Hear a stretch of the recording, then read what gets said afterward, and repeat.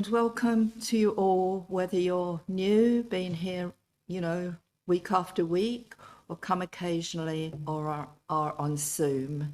So you're all welcome here. Our chalice lighting words today. Our different paths come together today, graced by the history of our free religious heritage. Let us be mindful of the forces deep within which call us to be more than we are. May this hour bring rest and renewal, comfort and challenge. May we be reminded of our highest aspirations and inspired to bring our gifts of love and service to the altar of humanity. May we know once again that we are not isolated beings, but that we are connected in mystery and in wonder to each other, to this community and to the universe. You may be intrigued about the title of the service, but I think it will get clearer as the time goes on. So we're going to sing our first hymn, which is Purple Book, number 142, Shining Through the Universe, but the words will come up on the screen.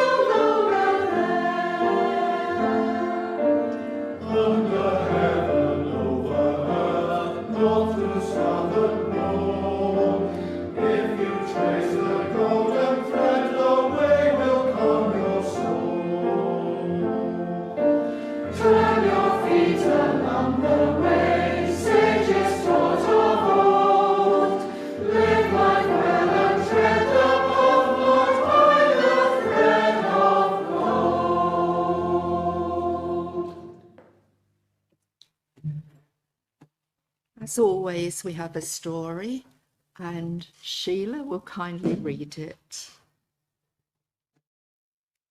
This is a story about a subway station in Washington, D.C.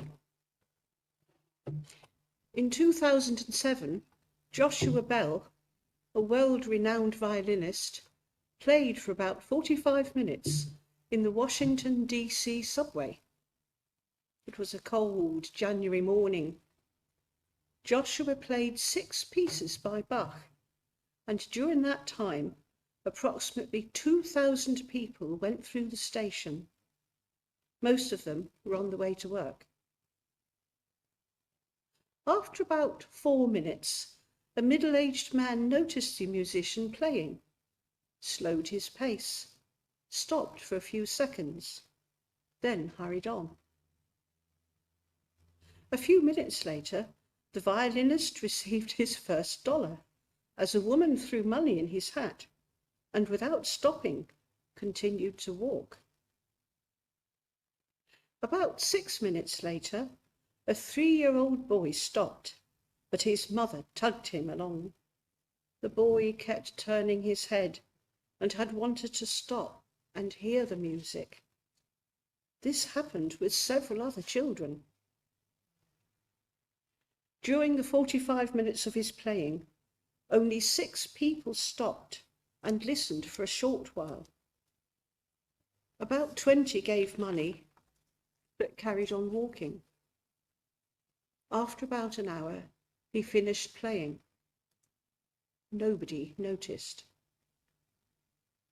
Joshua Bell, a renowned musician, had played one of the most intricate pieces ever written on a violin worth £3.5 million. 2 days previously, he had sold out a theatre in Boston where tickets were $100 each. And Anne says that she will come back to this later in the service. Sometimes we miss the beauty of everything.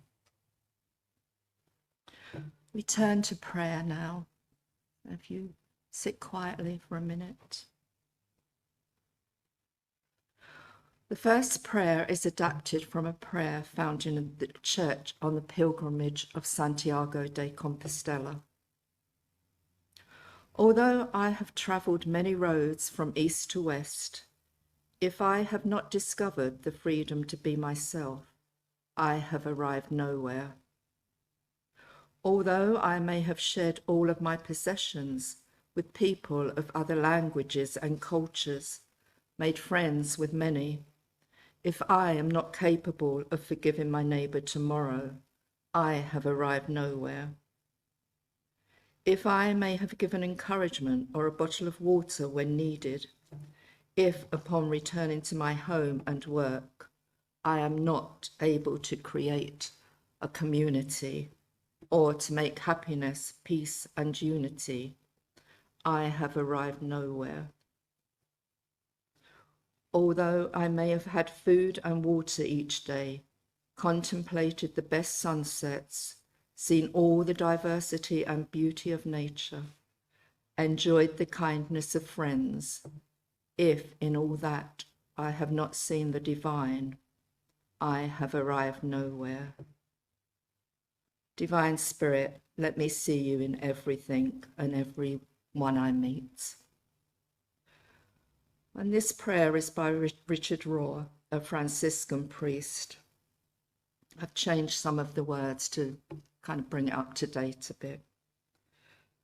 And I've used the word God, but you can use whatever you use for your divine spirit. God, Lord of all creation, lover of life and of everything, please help us to love in our very small way what you love infinitely and everywhere. We thank you that we can offer just this one prayer, and that will be more than enough, because in reality, everything and everyone is connected and nothing stands alone. To pray for one part is really to pray for the whole, and so we do. Help us each day to stand for love, for healing, for the good, for the diverse unity of all creation, because we know this is what you desire, Divine Spirit. We pray that all may be one. We offer this prayer in all the holy names of God. Amen. We now have a reading which is going to be read by Kathy. It will be followed by silent meditation and reflective music chosen by Myron. Let the sky above me unroll like a scroll. Let me read upon it today's text for my life. You are alive here and now. Love boldly and always tell the truth. Let the wind arrange the naked branches of the maples and the aspens and the oak into letters which proclaim this sacred text. Your heart beats now, not tomorrow or yesterday. Love the gift of life and do no harm.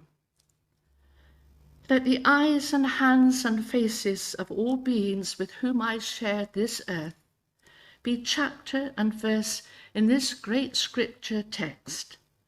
Life is a struggle and loss, and also tenderness and joy. Live all your life, not just part of it. Now let all the poems and scriptures and novels and films and songs and cries and lullabies and prayers and anthems open up before our free hearts. Let them open up like a Torah, like a psalm, like a gospel, like an apocalypse. And let us proclaim, do not think you can take away each other's troubles, but try to be with each other in them. Remember, you are apart, not all, great, but by no means the greatest, small, precious, brief breaths in the great whirlwind of creation. Thank you, Kathy. And I forgot to say that was a reading, it was written by Mark Bellatini from the book Sonata. And now we'll have some quiet meditation.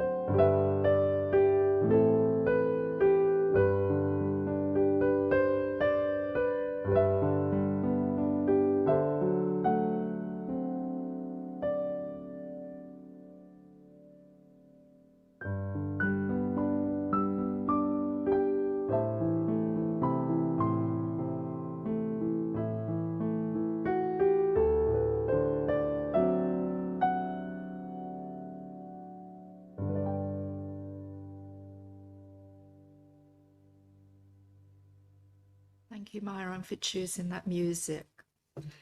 We'll now have our second hymn, and as you were so brilliant in the first hymn, we'll have even more of a rousing chorus.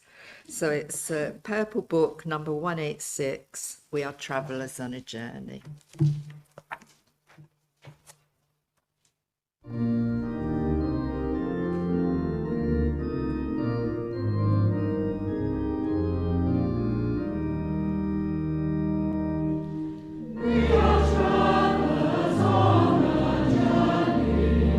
Which brought us from the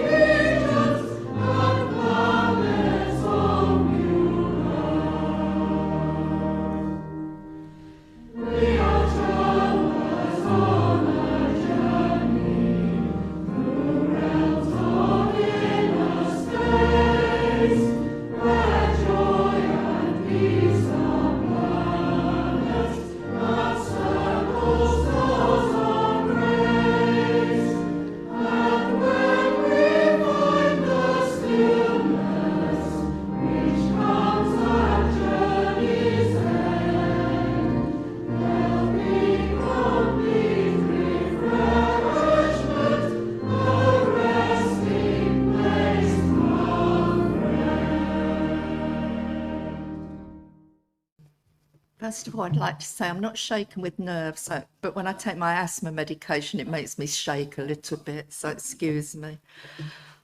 Okay. So the service, I titled it Tea and Trains, basically because I love tea and I love trains. So you could say I'm besotted by trains. I would spend my whole life travelling up and down trains if I could. I don't think I actually went on a train until I was about 15. I was so excited. There were corridor trains in those days. I don't know whether you remember. And you could even stick your head out of the window. While writing this, Sheila's just given me an old newspaper called The Age of Steam, which is dated 4th of July 1994. And I haven't read it yet because I'm saving it for Sunday afternoon, because that's my special day of reading. And Sheila's father felt the same as I about trains. You may think, what a strange subject to give, I hope, a spiritual address on. Perhaps, but maybe you'll change your mind. I believe life consists of spiritual encounters everywhere, but we don't always recognise them. As always, words for the titles pop into my head and then I have to work from that. One spiritual encounter I had on a train was a bit before COVID. I was on the train from Plymouth to Paddington. Some people would be going on to Heathrow from Paddington, so time was important. We'd hardly pulled out of Plymouth when the train broke down. We were told it would take 40 minutes for the engineer to come, and goodness knows how long for it to be mended.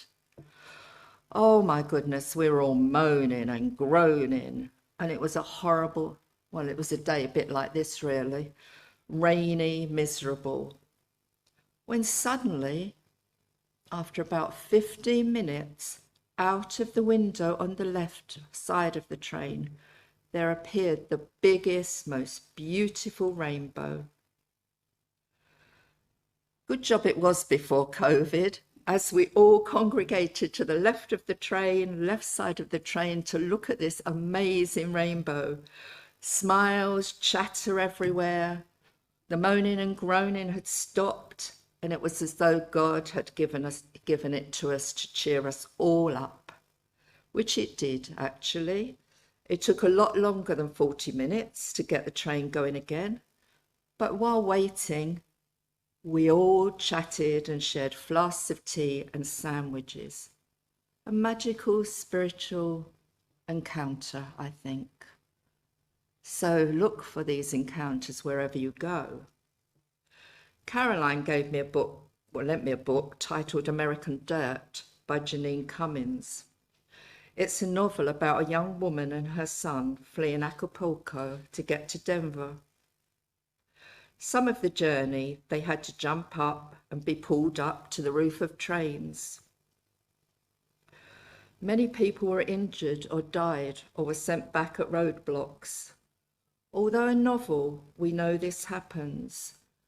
So when you're thinking about immigrants, think about this and send your love and healing to them. I think about our lovely young Syrian immigrants who help at our cafe, Syrian refugees, and the hard journey they have taken, whether by road, train, or plane. So just think about sending healing. I said I would come back to our story and not seeing the beauty of the, walking past, not seeing the beauty in things. And it happened to me. I was with my daughter on the tube in London, walking through the tunnel from one line to another. There was this young man playing guitar and singing with his cap on the floor in front of him, ready for change. We walked past and my daughter said, "Oh, let's go back and give him some money. He's got such a beautiful voice and no electric stuff to amplify his voice." We returned and stood and listened, only for about 10 minutes as we had trains to catch. But when we stopped, others stopped to listen. He may not have been a famous musician, but sometimes it's good to stop and, as they say, smell the roses. On this occasion, it was a lovely encounter between train journeys. I think of a train journey as an analogy for our life, and I came across this piece of writing, which says it much better than I can.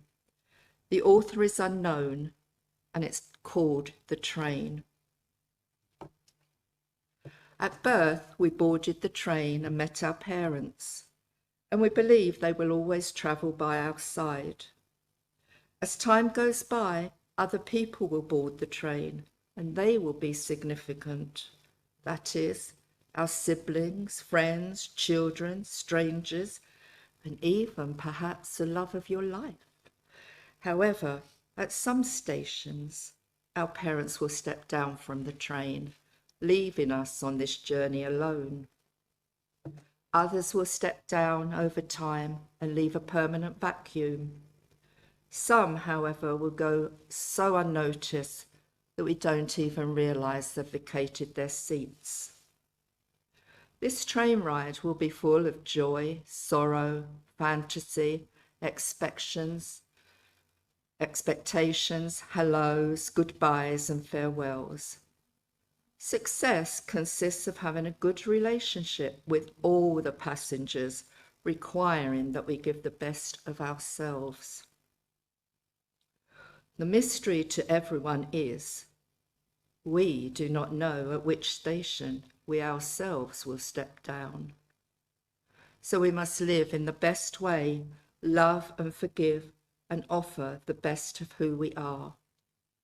It's important to do this because when the time comes for us to step down from the train and leave our seats empty, we should aim to leave behind beautiful memories for those who will continue to travel on the train of life.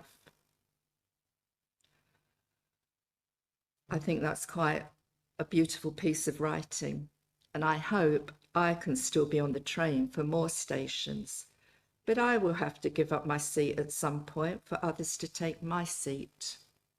I wish you all a joyful journey for the coming years on your train of life. Reap success, give lots of love, and be happy. And most importantly, thank the divine for the journey. And lastly, I want to thank you all for being on my train. Thank you for listening.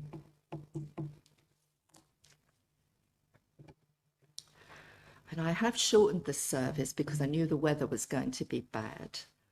So we'll now have our benediction. On the day, this is a benediction by John Donahue, particularly for Joan if she's on Zoom. Okay. On the day when the weight deadens on your shoulders and you stumble, may the clay dance to balance you. And when your eyes freeze behind the grey window and the ghost of loss gets into you, may a flock of colours, indigo, red, green, and azure blue, come to awaken in you a meadow of delight. When the canvas frays in the, I can't say this word, in the curé, I can't say it, of thought, C-U-R-A-C-A-O, can't say it, I'm sorry, of thought, and a stain of ocean blacker beneath you, may they come across the waters, a path of yellow moonlight, to bring you safely home. May the nourishment of the earth be yours. May the clarity of light be yours. May the fluency of the ocean be yours. And may the protection of the ancestors be yours. And so may a slow wind work these words of love around you, an invisible cloak to mind your life. And we now have our normal music, and then our final music, which is a video, yeah? And you will see from the video, it's by the Liberators, called Over the Rainbow, and you'll see the change in people's faces as the music goes on.